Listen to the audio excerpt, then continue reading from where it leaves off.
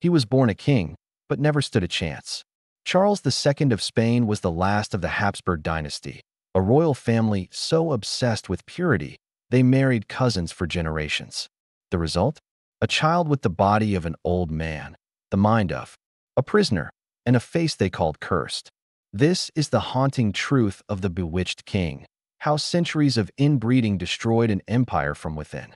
And if you're drawn to real royal stories that shake you to the core, don't forget to hit subscribe. For centuries, the Habsburgs had ruled Europe's most powerful kingdoms, from Austria to Spain, through a single strategy: marriage, not war. But those marriages weren't with strangers. Cousins married cousins. Uncles married nieces. The family tree twisted into itself like a knot. Generations of this practice produced kings with fragile bodies, twisted jaws, and haunted eyes. But none suffered more than Charles II of Spain, the final product of centuries of royal obsession with keeping the blood pure. He wasn't just born into power. He was born into collapse. Charles II was born in 1661, and from the very start, it was clear something was wrong. He had an enormous head, couldn't walk until nearly age 8, and didn't speak until he was 4. His tongue was so swollen, he could barely chew or form words. Doctors whispered about demons. Courtiers blamed witches. But the truth was hidden in his blood. His parents, King Philip IV and Mariana of Austria, were uncle and niece. The inbreeding wasn't just legend. It was biology turned brutal. Charles didn't just carry royal blood. He carried centuries of genetic damage. From childhood, Charles was treated more like a sacred object than a growing boy. His court believed he was too fragile for discipline, too important to upset. Servants dressed him, fed him, and whispered around him as if loud voices might break him. He was rarely allowed outside. His education was limited, filled with rituals, not reasoning. And behind palace doors, superstition ruled. Any illness was blamed on curses. Any sign of decline brought out priests and relics. They didn't raise a king. They raised a ghost, one surrounded by gold, but consumed by fear that Charles's physical appearance shocked foreign ambassadors. His jaw was so deformed, the infamous Habsburg jaw, that his teeth didn't meet, and he drooled constantly. He struggled to speak clearly and could barely chew solid food. His eyes were sunken, his skin pale, his movements slow. Diplomats described him as half-formed, without strength, and more like a puppet than a prince. Yet, this was the man who ruled one of the world's largest empires. Every time he appeared in court, it wasn't just his body on display. It was the slow death of a dynasty made visible. When Charles officially became king in 1665 at just 4 years old, Spain didn't gain a ruler, it gained a symbol. Real power fell to his mother, Queen Mariana, and a rotating cast of corrupt advisors, clerics, and generals. As Charles grew older, he remained on the throne but never truly held the reins. He signed what they told him to. He spoke only when prompted. And behind the throne, Spain crumbled. Wars drained the treasury. Colonies slipped away. Trade collapsed. The empire was still vast on paper, but hollow at the center.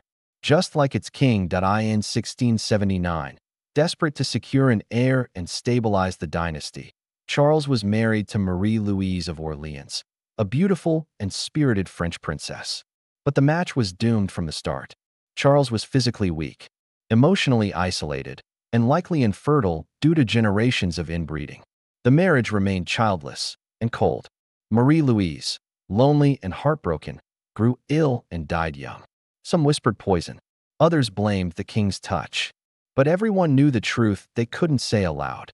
Spain's future had died without ever being born. As Charles aged, his health worsened, but so did his grip on reality. Plagued by seizures, fatigue, and strange hallucinations, he began obsessing over the supernatural. He surrounded himself with monks and mystics.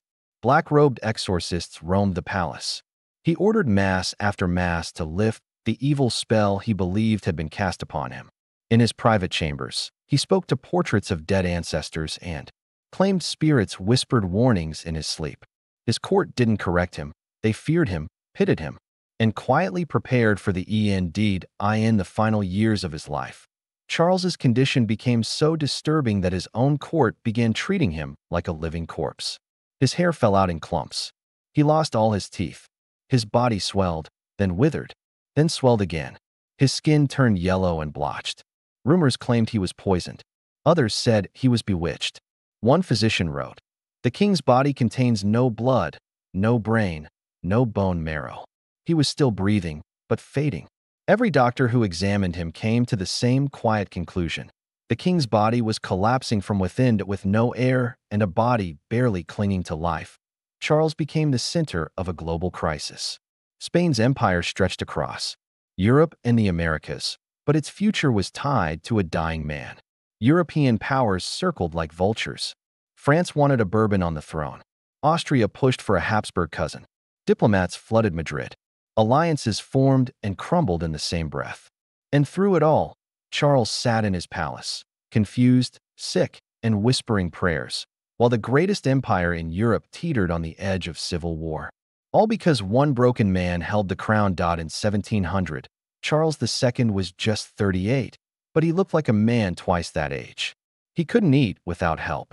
He couldn't walk without collapsing. His speech had become slurred, his vision dim. His second wife, Maria Anna of Neuburg, acted more like a nurse than a queen. Charles desperately tried to name a successor, but every choice threatened war. As he lay dying, one ambassador described him as a walking miracle or a curse. His body had betrayed him at birth, but now, even his death threatened to tear Europe apart. On November 1st, 1700, Charles II of Spain died in the Royal Alcazar of Madrid. No children, no strength, no legacy, except ruin. His body, once paraded in silk, was now shrunken, twisted, and lifeless.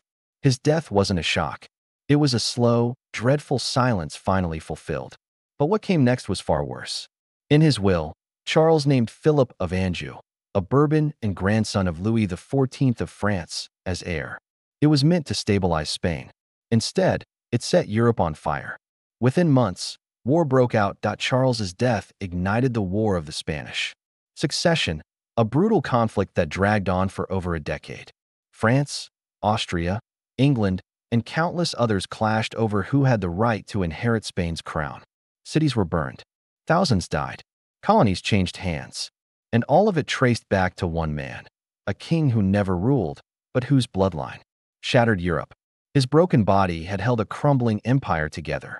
And when it gave out, the continent erupted, not just in grief, but in gunfire. After Charles's death, his body was examined, and what they found confirmed the worst. His skull was misshapen. His heart was the size of a peppercorn. His lungs were decayed. His intestines were swollen and rotted. And his organs showed signs of severe genetic collapse. The findings horrified even his enemies. Spain had been ruled by a man whose body had failed before it ever began. Charles wasn't just sick. He was a living record of royal arrogance. The Habsburg obsession with blood purity hadn't protected their power. It had destroyed it from within. Long after his death, Charles II remained a symbol of everything that had gone wrong with the Spanish crown. His empty portrait stared from palace walls. His name became a warning in royal circles, a reminder that legacy without wisdom leads to ruin. The new Bourbon dynasty took power, but the scars remained: a shattered treasury, lost colonies, and a kingdom unsure of itself. Even in silence, Charles haunted Spain, not as a villain, but as a tragic shadow, the last king of a line that had sealed its fate by loving its own blood too much. Charles II of Spain wasn't a tyrant or a conqueror. He didn't wage great wars or pass sweeping laws. He was a symbol of a dying dynasty, a boy trapped in a body that failed him, and a man crushed by expectations no one dared speak aloud. His reign was slow decay of his mind, his empire, and his family's legacy. But his story endures because it reveals a darker truth about power. When thrones are built on pride and blood alone, they don't stand, they rot. And Charles was their final breath.